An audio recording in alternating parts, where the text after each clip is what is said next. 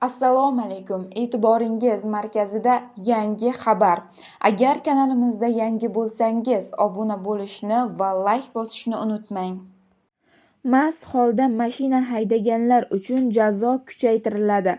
Jinoyat kodeksining 266-moddasiga o'zgartirish va qo'shimchalar kiritish takliflari muhokama qilindi.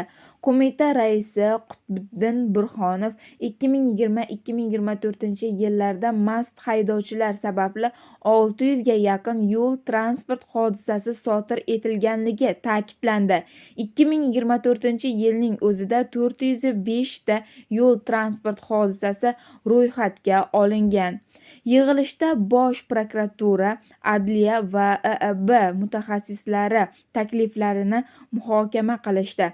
Mast holda yoki haydovchilik huquqidan mahrum qilingan holda transport boshqarmasida nisbatan jazosi kuchaytirish bo'yicha qonun loyihasi tayyorlash uchun ichki guruh tashkil etish masalasi ko'rib chiqildi.